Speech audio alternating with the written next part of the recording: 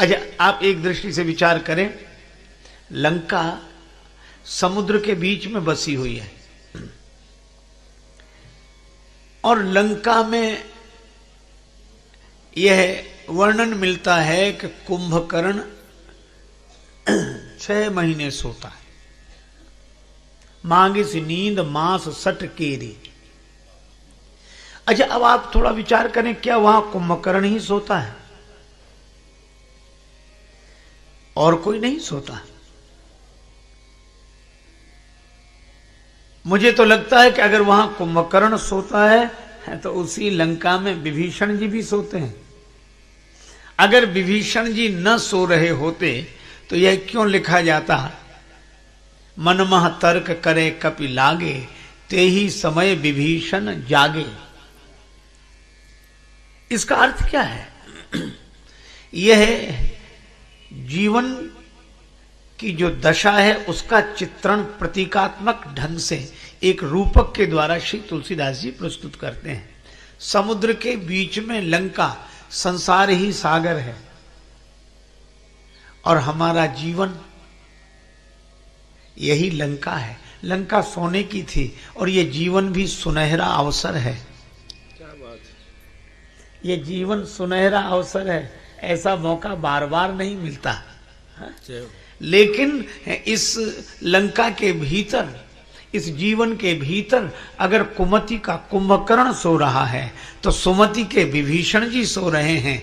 और कथा एक संकेत और करती है कि कुंभकर्ण को जगाया रावण ने और विभीषण जी को जगाया श्री हनुमान जी ने। बस यही जीवन का सत्य है कि हमारे मन में कुमति का कुंभकर्ण सोया है, सुमति के विभीषण जी सोए हैं, पर अंतर यह है कि कुमति के कुंभकर्ण को कुसंग का रावण जगाता है और सुमति के विभीषण को सत्संग के हनुमान जी जगाते हैं। बस यही है। पर ऐसा हो ही नहीं सकता कि लंका में दुर्जन ही दुर्जन हो, सज्जन न रहते हो। यद्यपि हनुमान जी को भी आश्चर्य हुआ, यहां कहां सज्जन कर बासा, पर मिल ही गए उन्हें। विभीषण जी मिल गए और त्रिजटा मिल गई। अच्छा, लंका में तो आपने देखा, पर अयोध्या की ओर अगर दृष्टि डालें तो वहां भी उसी तरह का दृश्य दिखाई देता है। कैकेयी माता का जीवन 2 से जुड़ा हुआ है। यूं कहो कि उनके भवन में 2 को स्थान मिला जो हमेशा रहते हैं। एक तो उनके पुत्र हैं श्री भरत, और भरत जी संत शिरोमणि, भगत शिरोमणि भरत कहलाते हैं। अच्छा, लेकिन एक अद्भुत बात है, कैकेयी माता के जिस भवन में भरत जी रहते हैं उसी भवन में मंथरा रहती है। अब भरत जी पूरे संत हैं, सब संत के लक्षण भरत जी में और असंत के सब लक्षण मंथरा में।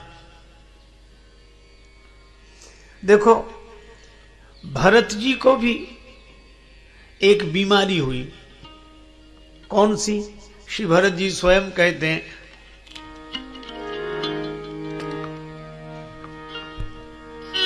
राम लखन सिय बिनु पग पनहि, करि मुनि बेश फिरहि बन बनहि।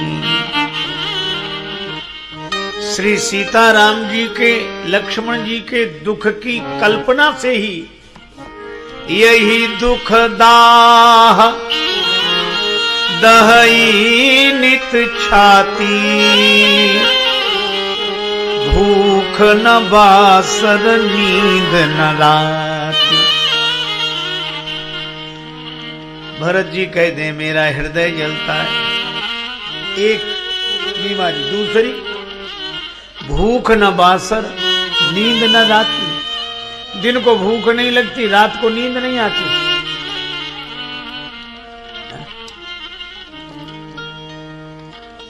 मंथरा कहती यह तो बीमारी हमको भी हुई है,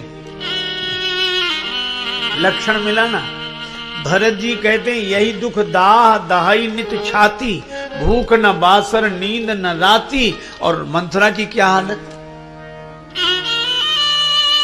पूछा ये तैयारियां कैसी हैं नगर में?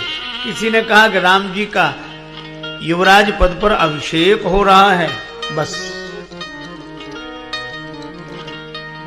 पूछे सी लोगन काह उछाहू, राम तिलक सुनि भाव उर्दाहू। इसका भी हृदय जलता है, भरत जी का भी हृदय। यही दुख दाह दाही नित छाती, और मंथरा का भी राम तिलक सुनि भाव उर्दाहू। भरत जी कहते हैं कि दिन को भूख नहीं लगती, रात को नींद नहीं आती। मंथरा कहती हमारी भी वही हालत है। जब ते कुमत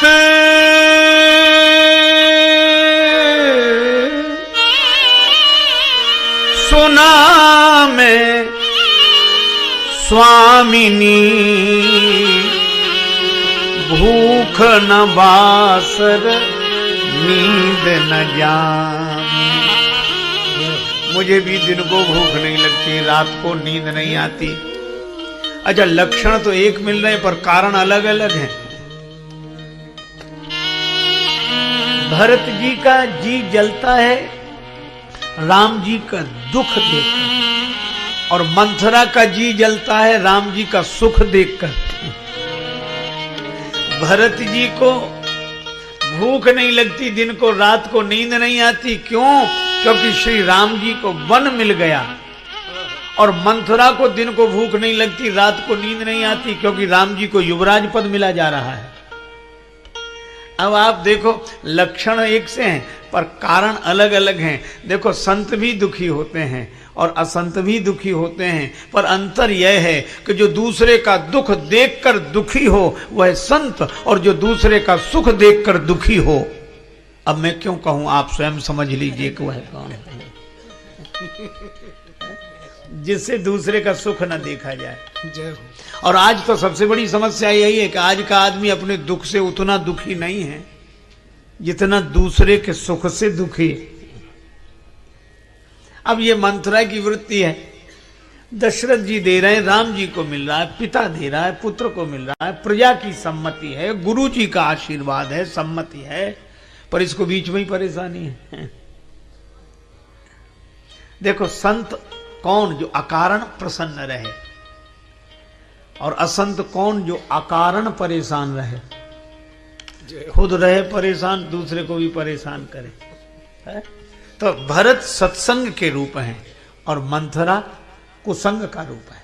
क्योंकि तुलसीदास जी ने कहा है कि कैकेयी माता जब मंथरा के प्रभाव में आई तो को न कुसंगति पाय नसाई। कुसंग। अच्छा, इसका अर्थ क्या हुआ कि सत्संग और कुसंग दोनों एक भवन में, सुमति कुमति दोनों एक भवन में, सुमति के भरत और कुमति की मंथरा। अच्छा, एक बात और सुने, जिस भवन में माता कैकेयी हैं उसी भवन में सुमति के भरत, उसी भवन में कुमति की मंथरा। और आश्चर्य यह है कि श्री राम जी भी सबसे अधिक कैकेयी माता के ही भवन में रहते हैं। और इसका अर्थ क्या हुआ? हमारे जिस हृदय में सुमति है, जिस हृदय में कुमति है, उसी हृदय में भगवान का भी निवास है, और यही जीवन का दर्शन है। और यह जीवन, और इसीलिए जीवन जटिल है। जितने परस्पर विरोधी विचार हो सकते हैं वो सब एक जीवन में ही समाये हैं। इसीलिए जीवन की समस्या सुलझाना उतना आसान नहीं है, जटिल है। क्योंकि दोनों तरह की वृत्तियां हैं, और यही कारण है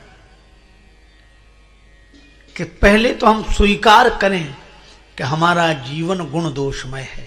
पहले तो हम स्वीकार करें कि हमारा अंतःकरण सुमति और कुमति दोनों से युक्त है, और यह भी स्वीकार करें कि इसी हृदय में भगवान का भी निवास है। लेकिन अब एक सूत्र बड़ा महत्वपूर्ण मिला। मंथरा बनी तो रही, किंतु मंथरा कुछ नहीं बिगाड़ सकी। कब तक? जब तक श्री भरत अयोध्या में रहे, भवन में रहे। अच्छा, मंथरा सफल कब हुई? जब श्री भरत ननिहाल चले गए, शत्रुघ्न जी ननिहाल चले गए। शत्रुघ्न जी तो साक्षात संयम है, ऐसा संयम, वाणी का ऐसा संयम, बोले ही नहीं। और भरत जी सत्संग के स्वरूप हैं। इसका अर्थ है कि जहां सत्संग है वहां संयम है। भरत जी आगे आगे चलते हैं, शत्रुघ्न जी पीछे पीछे। सत्संग के पीछे पीछे संयम चलता है। अगर जीवन में सत्संग आ जाए तो संयम तो पीछे पीछे आ ही जाएगा। और इसलिए भरत जी के बिना शत्रुघ्न जी नहीं रहते, सत्संग के बिना संयम नहीं रहता। संयम तो सत्संग का अनुगामी है। और ये दोनों चले गए ननिहाल। और जैसे ही भरत जी दूर हुए वैसे ही मंथरा अपने षड्यंत्र में सफल हो गई। जीवन का भी सत्य यही है कि कुमति बनी तो रहती है, कुसंग बना तो रहता है, पर सफल नहीं हो पाता हमारा जीवन नष्ट करने के लिए। कब तक? जब तक सत्संग हमारे साथ रहता है। और जब हम सत्संग को जीवन से दूर कर देते हैं तो फिर कुसंग अपने षड्यंत्र में सफल हो ही जाता है। सुमति दूर हो जाती है तो कुमति सफल हो जाती है। अच्छा देखो, एक बात और निवेदन करूं, बड़ी व्यवहारिक बात है, पर शायद जीवन की गंभीर समस्या को समझने और सुलझने के लिए महत्वपूर्ण सूत्र भी है। एक बार एलोपैथी के विशेषज्ञ एक डॉक्टर से हमारी बात हुई। स्वास्थ्य अनुकूल नहीं था तो उनके पास गए। तो डॉक्टर ने कहा कि आपको डायबिटीज है? हमने कहा हाँ है, तो कई वर्ष से। हमने कहा। तो उन्होंने कहा एक बात आपको बताएं, आप किसी मंत्र, ताबीज, भभूत, झाड़ फूंक आदि के चक्कर में मत पड़ना, ये डायबिटीज मिटेगी कभी नहीं। तो हमने कहा यह तो परेशानी की बात है। उन्होंने कहा परेशान होने की जरूरत नहीं, डायबिटीज मिटेगी नहीं, पर आप एक काम करना। क्या? तो उन्होंने कहा कि दवा खाते रहो, दवा खाते रहो और परहेज करते रहो, तो ये मिटेगी नहीं पर कंट्रोल में बनी रहेगी। बात साधारण सी है, उन्होंने डायबिटीज के संदर्भ में कही, पर मैं इस बात को कभी नहीं भूलता। मुझे लगता है कि शायद जीवन के लिए भी यही सत्य है। उन्होंने कहा कि डायबिटीज मिटेगी कभी नहीं, दवा खाओ, औषधि खाओ और परहेज करो, कंट्रोल में रहेगी। मैं भी आपसे कहता हूं कि यही सूत्र मन की बुराइयों के संदर्भ में भी है। ये काम, क्रोध, मद, लोभ, मोह, मत्सर, काम, क्रोध, लोभ, मोह, मद, मत्सर, ये मिटेंगे कभी नहीं। सत्संग की दवाई खाते रहो, कुसंग का परहेज करते रहो तो कंट्रोल में बने रहेंगे।